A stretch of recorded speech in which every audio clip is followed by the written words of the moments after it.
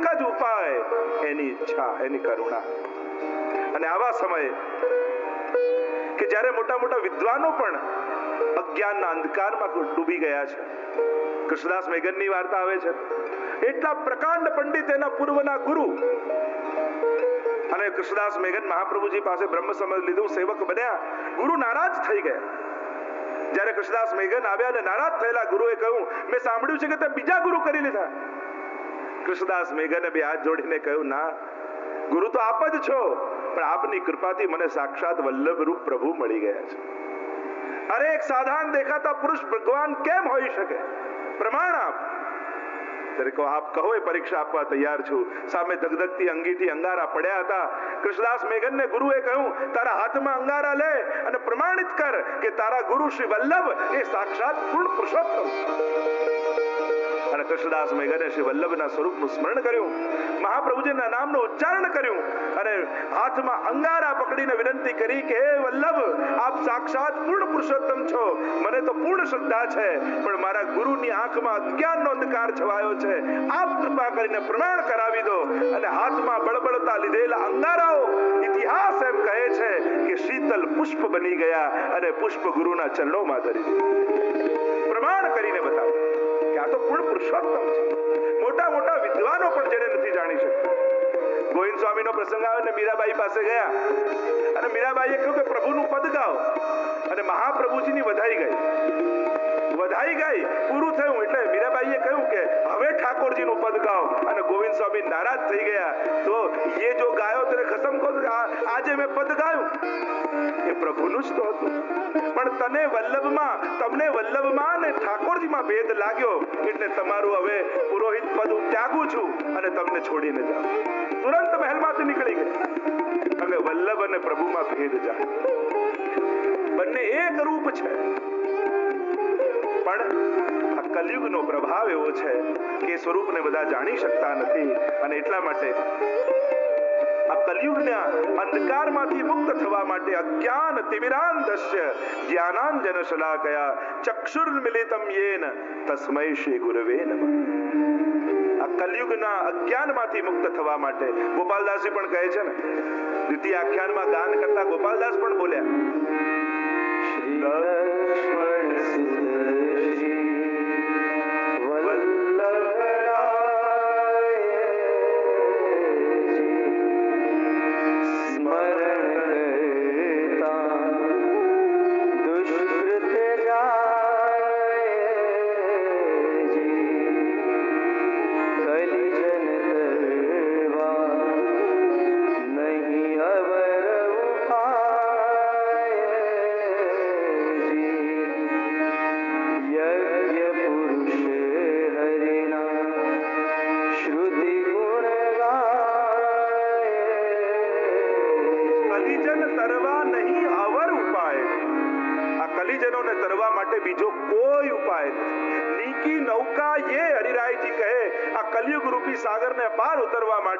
કોઈ એકમાત્ર નૌકા હોય તો વલ્લભના નામની નૌકા છે.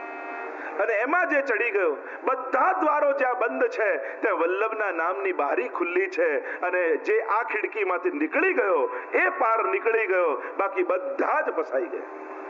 જુદા જુદા નામ રૂપથી લોકો ફસાવે છે, પણ પ્રભુ સુધી પહોંચવા નથી દેતા. આ એક સ્વરૂપ એવું છે, કારણ કે પોતે ભગવદ રૂપ છે અને પોતે ભગવત સેવા આપે છે. એ તો મર્યાદામાં સંશય છે કે ગુરુ ગોવિંદ બે ઉભા છે, કોને જઈને પહેલા પગે લાગું.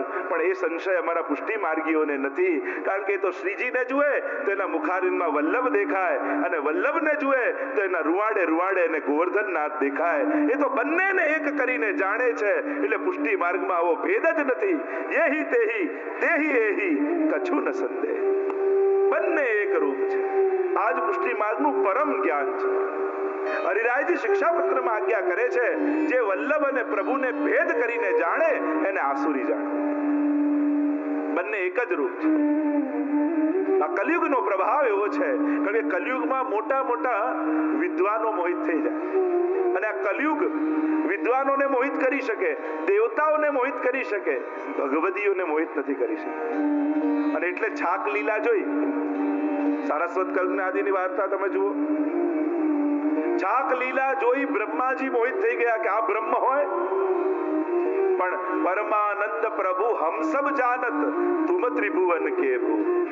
પરમાનંદ દાસજી તો કહે છે અમે તો જાણીએ છીએ કે આપ સાધારણ નથી, ભલે ને સખાઓનું એઠું ખાનારા હો, પણ હમ સબ જાનત તુમ ત્રિભુવન કે ભૂ. આપ તો સાક્ષાત ત્રિલોકના નાથ છો. બ્રહ્માજીને મોહ થયો પણ ભગવદીઓને મોહ થતો નથી. પ્રભુ ભગવદીઓથી છુપાઈ શકતા નથી. વિદ્વાનોથી છુપાઈ જાય, પંડિતોથી છુપાઈ જાય, શાસ્ત્રજ્ઞોથી ભગવાન ન ઓળખાય, પણ ભગવદીઓની આગળ તો પ્રભુએ પ્રગટ થવું જ પડે.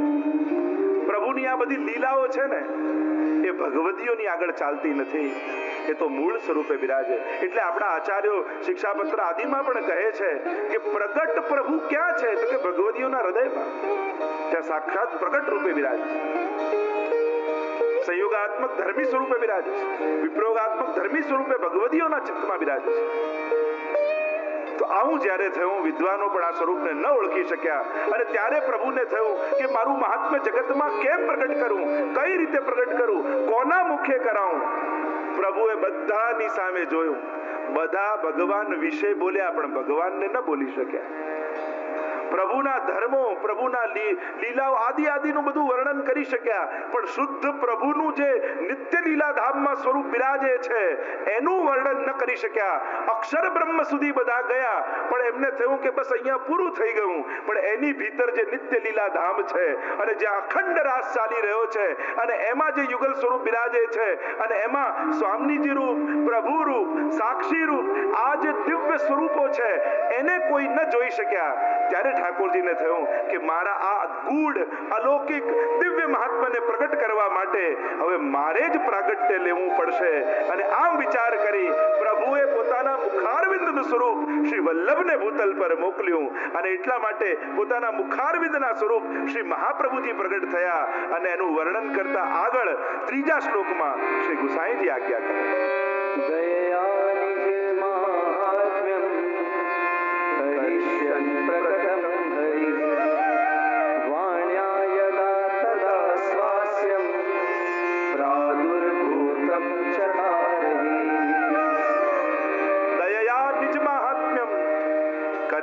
પ્રકટમ હરિ. દયા આ યશ ગુણ છે. પહેલા શ્લોકમાં ઐશ્વર્ય, બીજામાં વીર્ય, ત્રીજામાં યશ. અને પોતાના મહાત્મ્યને પ્રગટ કરવા માટે પ્રભુ પધાર્યા, પોતાનો યશ વિસ્તાર કરવા માટે પધાર્યા, એટલે ત્રીજા શ્લોકમાં યશનું વર્ણન છે. દયા આવી. દયા કોના ઉપર દયા આવી, શા માટે દયા આવી? પ્રભુને દયા આવી આ નિજજનો ઉપર, પુષ્ટિ જીવો. ત્રણ પ્રકારની સૃષ્ટિ પ્રગટ કરી છે.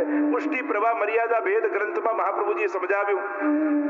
મનથી જે સૃષ્ટિ પ્રગટ થઈ એ પ્રવાહી સૃષ્ટિ છે. વાણીથી જે સૃષ્ટિ પ્રગટ થઈ એ મર્યાદા સૃષ્ટિ છે. અને પુષ્ટિ કાયેન નિશ્ચય, શ્રીઅંગમાંથી સૃષ્ટિ પ્રગટ કરી એ પુષ્ટિ સૃષ્ટિ છે. તો આ જે પુષ્ટિ સૃષ્ટિ છે જેને શ્રીઅંગની સેવા માટે પ્રગટ કરી છે, એ દૈવી જીવો ભૂતલ પર આવ્યા, એ લીલાના જીવો ભૂતલ પર આવ્યા. અને આ સુરી સો મિલી રહત સદાઈ, ભિન્ન હોય સો કોન ઉપાય. મૂળ પુરુષમાં કહ્યું ને, એક સમય ચિંતા ચિત આઈ, દૈવી કિહિમિત જાની ન જાઈ, આ સુરી સો મિલી રહત સદાઈ, ભિન્ન હોય સો કોન ઉપાય. મહાપ્રભુજી ચિંતા કરી રહ્યા છે કે આ દૈવી સૃષ્ટિ આવી તો ખરા, પણ આસુરીઓ, પ્રવાહી, મર્યાદા, આસુરી જીવો આદિ લોકો સાથે સાથે રહેતા રહેતા રહેતા પોતાના મૂળ સ્વરૂપને ભૂલી ગઈ. અને પોતાના મૂળ સ્વરૂપને ભૂલી એટલે પોતાના સેવ્ય જે સ્વરૂપમાંથી આવ્યા છે એ સેવ્ય સ્વરૂપને પણ ભૂલી ગયા. અને એટલા માટે ઠાકોરજીને દયા આ દૈવી સૃષ્ટિ પર આવી કે બાકી બધા તો સંસાર ચલાવવા માટે મોકલ્યા, ધર્મના પાલન માટે મોકલ્યા, પણ આ સૃષ્ટિને તો મેં શ્રીઅંગની સેવા માટે મોકલી છે, મારા શ્રીઅંગથી પ્રગટેલી છે. અને એ જો મને ભૂલી જશે, એને જો મારા સ્વરૂપનું જ્ઞાન નહીં થાય તો એની અન્યથા ગતિ થઈ જશે. અને મારી આ પુષ્ટિ સૃષ્ટિની અન્યથા ગતિ ન થાય એટલા માટે દયા, ઠાકોરજીને એ જીવ ઉપર દયા આવી. દયા નિજ મહાત્મ્યમ, પોતાના સ્વ મહાત્મ્યને પ્રગટ કરવા માટે. કરિષ્યત પ્રકટમ હરિ, પોતાના એ મહાત્માને પ્રગટ કરવા હરિ. વાણ્યા યદા તદા સ્વાસ્યમ, અને પોતાનું મહાત્મ્ય પોતાની વાણી વડે પ્રગટ કરવા માટે પ્રાદુર્ભૂતમ ચકારહી, આસ્યમ પ્રાદુર્ભૂતમ ચકારહી, પોતાના મુખારવિંદ સ્વરૂપ પ્રગટ કર્યું. કારણ કે અન્ય કોઈમાં સામર્થ્ય નથી કે એ જે લીલામાં બિરાજમાન જે મૂળ સ્વરૂપ છે, જે લીલા નાયક છે, નિકુંજ નાયક છે, એ મૂળ સ્વરૂપનું વર્ણન કોઈ કરી શકે. કારણ કે ત્યાં સુધી કોઈની ગતિ જ નથી. અક્ષર બ્રહ્મ સુધી આવીને મોક્ષ સુધી આવી, બ્રહ્માનંદ સુધી આવી, બધા અટકી ગયા, આગળનું વર્ણન ન કરી શક્યા. આપણા તો ગુસાઈજી કૃપા ગોપાલદાસ પર કરી અને તમે પ્રથમ આખ્યાન આદિમાં વાંચો, વર્ણન જુઓ તો આખી સૃષ્ટિનું સર્જન અને ગોલોક ધામમાં બિરાજતા પ્રભુના દર્શન એમને થયા. કેવી ગુસાઈજી પ્રભુચરણની કૃપા થઈ. કારણ જે સર્વોત્તમ સ્તોત્રમાં સામર્થ્ય છે. કારણ સર્વોત્તમ શું છે? શ્રી ગુસાઈજીના મુખમાંથી પ્રગટેલી સુધા. અને ગોપાલદાસજીના મુખમાં શું આપ્યું? ચરવિત તાંબુલ આપ્યું. અને એમાં પણ શ્રી ગુસાઈજીના મુખારવિંદમાં બિરાજતી એ સુધા બિરાજમાન હતી. અને એનો સંસર્ગ થયો તો ગોપાલદાસજીને ગોલોક ધામમાં બિરાજતા ઠાકોરજીના સ્વરૂપના દર્શન થયા. કેવું એ લીલા સ્થળ છે. વલ્લભાખ્યાનમાં કેવું વર્ણન ગોપાલદાસજી કરે છે. જ્યાં શ્રી વૃંદાવન આદિ અચળ શશી શરદ